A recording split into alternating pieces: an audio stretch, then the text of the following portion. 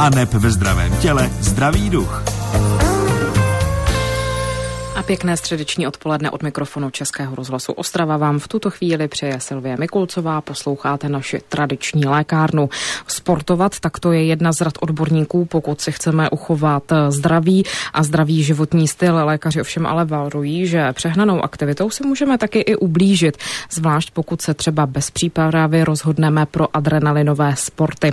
Jak ale začít a nechat si třeba vyšetřit srdce, tak to už jsou některé otázky na mého dnešního hosta, pana doktora Radana Gocála. Pěkné odpoledne. Dobrý den. A já ještě doplním, že pan doktor je internista, kardiolog a sportovní lékař. 59 611 22 66, to je telefonní číslo sem k nám do studia, takže pokud budete mít na pana doktora nějakou otázku, která se tedy týká, řekněme, našeho dnešního tématu, což tedy je téma, jak tedy zdravě sportovat, tak určitě můžete volat klidně hned teď, nemusíte čekat na písničku. 59 611 22 66. Já ještě jednou připomínám telefonní číslo sem k nám do studia.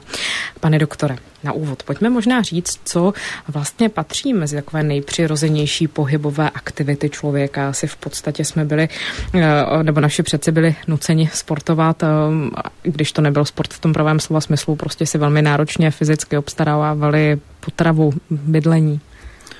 Je to přesně, jak říkáte.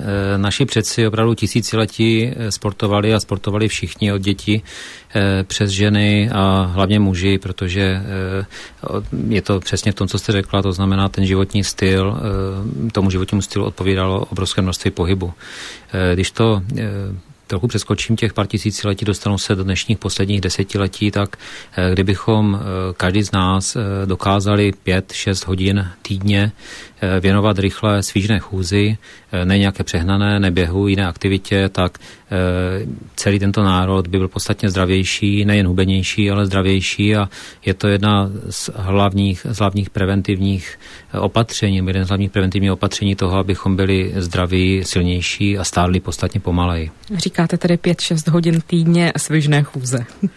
Ano. Vychází to z nějakých výzkumů. Ale určitě. Nemusí to být jenom chůze, samozřejmě. Co se děje v lidském těle, když se hýbeme? Tak možná občas, jako někteří z nás to dělají samozřejmě pro tu kondici, nebo pro to, jak se říká, takové ty endorfiny, tady hormony štěstí. Teď nevím, jestli to říkám správně, cítíme se dobře, ale to asi není určitě jediné.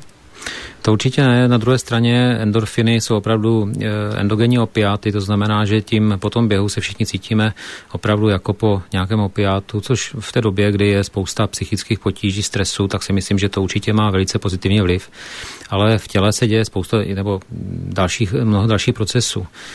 Jsou to samozřejmě procesy na úrovni svalů, kloubu, které jsou podstatně pevnější pro celý pohybový aparát, pro páteř, ale dochází k výraznému posilování imunitního systému. Dochází zde k zvýšené produkci růstového hormonu, což asi hodně lidí překvapí, protože růstový hormon si každý myslí, že se produkuje v dětství, abychom rostli a tím to končí. On se produkuje celý život a víceméně od 40-50 let dochází k výraznému poklesu a tento hormon je zodpovědný za řadu procesů v metabolismu bílkovin, cukru, tuku v tom dobrém slova smyslu a zároveň je důležitý k regeneraci tkání. To znamená, že tím, že zvyšují produkci, tak tím i regenerují podstatně lépe běžné procesy. Takže to je jenom několik procesů. Samozřejmě, že výrazně se zlepšuje metabolismus všech buněk, nejen svalového aparátu, ale i kardiovaskulárního, cév. Poslední výzkumy svědčí také proto, že například u diabetiků není jedinou důležitou věcí dobrá kompenzace vlastního diabetu, to znamená správných hodnot glykemie, ale dá se říct nejméně důležitý je pohybová, nebo důležitá je pravidelná pohybová aktivita, kde se za minimum nepovažuje těch 5-6 hodin týdně, ale minimum se považuje 150 minut týdně. Nicméně, pokud tito lidé se opravdu zúčastňují takovýchto tréninkových pobytů a naučí se takhle žít, tak už stačí tady ten pohyb k tomu, že se výrazně redukují pozdní komplikace diabetu, což dneska zase říct se stává metlou lidstva, jednou z největších epidemií vůbec. Pane doktore, když to trochu pootočím, to znamená to, že když se budeme dobře a správně a často možná hýbat, tak trochu oddálíme i stáří, zůstaneme dále aktivní, fit? V každém případě obrovský podíl toho pohybu na tomto je.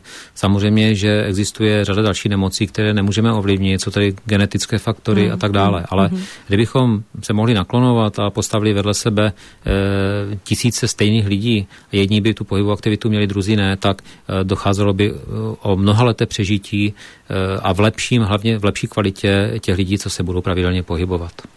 Jací jsou Češi možná obecně sportovci? Člověk, když se podívá po ulicích, tak vidí třeba oblibu, řekněme, oblečení, které se spíše hodí pro volný čas. Vypadá to skoro jako, že každý druhý Čech je horolezec. Možná také, v čem třeba i děláme ty nejčastější chyby.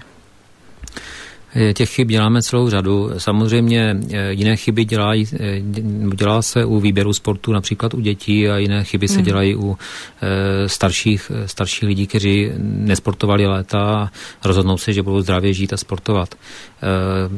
Já bych začal velice stručně u těch dětí, protože ty děti začínají život, jsou většinou zdravé a u těch dětí je několik zásadních problémů. Jeden z těch je, že tatínek, maminka se rozhodnou, že chtějí mít vynikajícího nejlepšího cyklistu na světě a aniž by věděli a uvědomovali si, jaké má předpoklady k tomuto sportu, a to dítě nechají honit často i ty trenéři a budou honit do obrovských zátěží.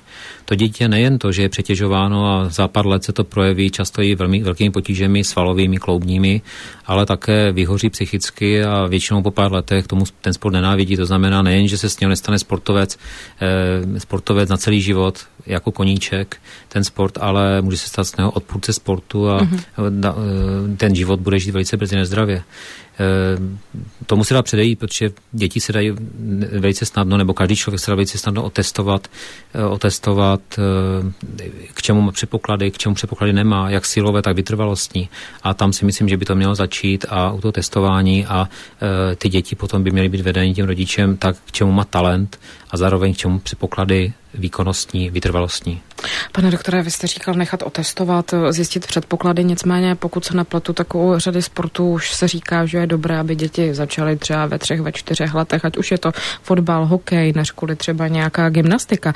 Dá se to zjistit už takto v velmi brzkém věku, anebo obecně byste třeba doporučil nějaké, já nevím, atletické přípravky, něco takového, aby ty děti opravdu nenajeli hned rovnou na tu jednu specializaci, která by jim třeba mohla i ublížit? Já osobně bych doporučil právě tu druhou možnost, co jste říkala, to znamená všeobecnou pohybovou přípravu, samozřejmě i odborně vedenou, to znamená tak, aby byly všechny systémy kloubní, svalové rozvíjeny rovnoměrně, dokud to dítě se vyvíjí, to znamená do těch 10 let určitě. Pokud to dítě je talentované a rozvíjí ty svoje svalové, výkonnostní předpoklady, tak a pokud je talentovaný k nějakému sportu, tak to dožene v tom daném sportu velice rychle. Nemyslím si, že musí začínat ve 3, ve 4 letech. Já si myslím, že to správné není. Co se týče naopak těch starších sportovců, tak si myslím, že se dá začít v každém věku je dobré začít, ale je velice důležité vážit, jaký sport ten člověk začne, aby byl jen pro zábavu, anebo jestli by měl dopad i zdravotní, což si myslím, že u 50níka je velmi důležité. Říká v tuto chvíli sportovní lékař Radan Gocal. My si teď pustíme písničku a po ní budeme pokračovat. Posloucháte Lékárnu, pořad Českého rozhlasu Ostrava o zdraví a zdravém životním stylu. A dnes si s lékařem Radanem Gocálem povídáme o tom, jak zdravě a dobře sportovat. 59 611 22 66. Já připomínám telefonní číslo sem k nám do studia, takže pokud se pana doktora na něco chcete zeptat, můžete volat klidně hned teď. Pane doktore, já bych se ale ještě zastavila u